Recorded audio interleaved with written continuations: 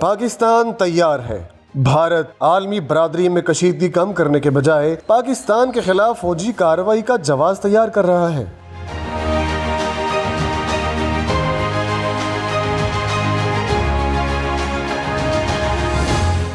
امریکی اخبار new York Times کی رپورٹ نے تہلکہ مچا دیا۔ امریکی اخبار کے مطابق پہلگام واقعے کے بعد مودی کی پاکستان پر دہشت گردوں کی حمایت کا الزام لگا کر شدید رد عمل کی دھمکی دی۔ پاکستان کے خلاف اقدامات میں مدد اور تعاون مانگنے کے لیے درجنوں غیر ملکی سربراہان سے رابطے کیے۔ بھارتی وزارت خارجہ میں سفارتکاروں کو بریفنگ میں دہشت گرد گروپوں کی حمایت کرنے پر پاکستان کو مورد الزام ٹھہرایا گیا۔ تجزیہ کاروں اور سفارتکاروں کے مطابق بھارت بریفنگ میں ٹھوس ثبوت پیش نہ کر سکا۔ یا تو بھارت کو معلومات اکٹھی کرنے کے لیے مزید وقت درکار ہے یا وہ روایتی دشمن کے خلاف فوجی کارروائی کے لیے کیس بنا رہا ہے۔ لیکن ہم آپ کو یاد کراتے ہیں کہ بھارتی جنگی جنون ایک طرف، پاکستان تیار ہے۔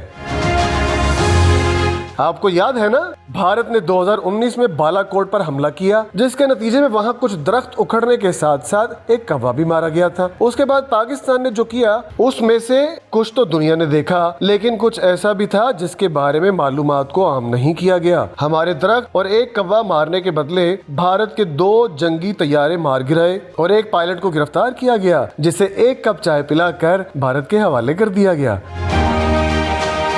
پاکستان کے جوابی حملے سے کنفیوزڈ بھارتی فوج نے اس دوران اپنا ہی ایک ہیلی کاپٹر بھی مار گرایا تھا۔ یہ شرمندگی تو بھارت اور اس کی فوج کو دنیا بھر کے سامنے دیکھنی پڑی، لیکن پاکستان کے جوابی حملہ میں پاک فوج کی جانب سے جو پیغام بھارتی فوج کے سربراہ کو دیا گیا وہ اسے شاید کبھی نہیں بھول سکتے۔ پاکستان نے جنگی طیارے گرانے کے ساتھ ساتھ مقبوضہ کشمیر میں موجود بھارتی فوج کے 5 ٹارگٹس کو بھی نشانہ بنایا، جس کا مقصد کسی جانی نقصان کی بجائے بھارت اور اس کی فوج کو صرف یہ پیغام دینا تھا کہ افواج پاکستان ان کو کتنے بڑے بڑے سرپرائز دے سکتی ہے۔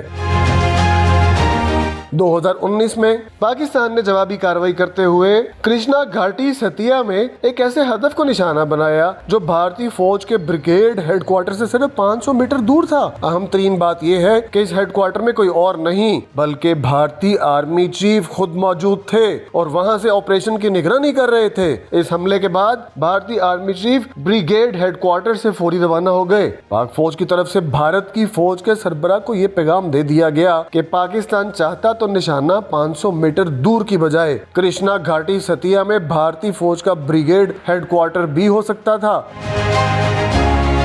2019 میں افواج پاکستان کی برتری اور بھارتی فوج کی بوکھلاہٹ کو دنیا کے سامنے کھول کر رکھ دیا۔ اس واقعے کے بعد مودی نے بھارتی فوج کے لیے اربوں ڈالرز کا اسلحہ خریدا تاکہ آئندہ اس شرمندگی سے بچا جا سکے جس کا بھارت کو 2019 میں سامنا کرنا پڑا۔ لیکن بھارت کو جو بات سمجھنی چاہیے وہ یہ ہے کہ لڑائی لڑنے کے لیے اسلحہ سے زیادہ ٹریننگ اور جذبے کی ضرورت ہوتی ہے، اور ان دونوں معاملات میں بھارتی فوج پاکستان کی افواج کا مقابلہ نہیں کر سکتی۔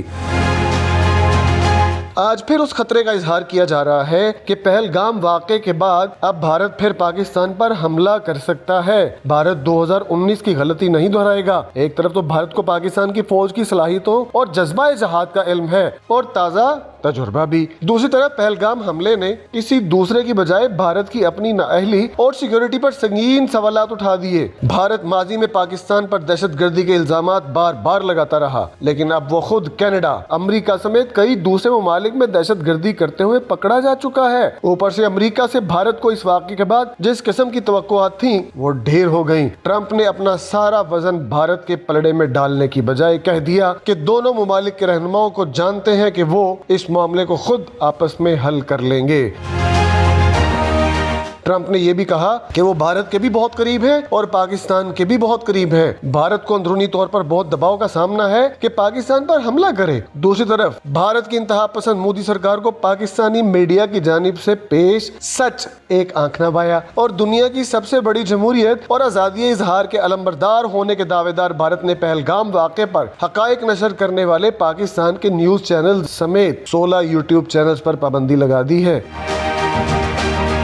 بھارتی میڈیا کے مطابق جن 16 پاکستانی یوٹیوب چینلز پر بھارت میں پابندی لگائی گئی ہے ان میں پاکستان کا سب سے بڑا نیوز چینل جیو نیوز کا یوٹیوب بھی شامل ہے۔ اس کے علاوہ ڈان نیوز، سمر ٹی وی، ARY، بول نیوز، रफ्तार, सुनो और सहाफियों के चैनल्स आसमा शराजी, इरशाद भट्टी, उमर चीमा, मुनीफ फारूक, पाकिस्तान रेफरेंस, समाई स्पोर्ट्स, उजैर क्रिकेट और रजीनामा शामिल हैं। इन चैनल्स ने भारत के फॉल्स फ्लैग ऑपरेशन समेत दीगर झूठे दावों की कलई खोल कर रख दी, जिसके बाद इन पर भारत और भारतीय फौज के खिलाफ गुमराह कुन मालूमात फैलाने का इल्जाम लगाया गया है। सिर्फ इतना कहा गया कि ये चैनल्स इश्तियाल अंगेजी और हसास मवाद नशर कर रहे हैं, जबकि पहलगाम वाक़े की हकीकतें आश्कार करने पर भारतीय मीडिया तिलमिला गया है और कहा जा रहा है कि मकबूजा कश्मीर में हुए पहलगाम वाक़े पर झूठा और गुमराह कुन बयानिया पेश किया जा रहा है। ताहम इसकी मिसाल पेश नहीं की गई। भारत की जानिब से जिन यूट्यूब चैनल्स पर पाबंदी लगाई गई है, उनके मजमूई सब्सक्राइबर्स की तादाद 63 मिलियन से भी ज्यादा है।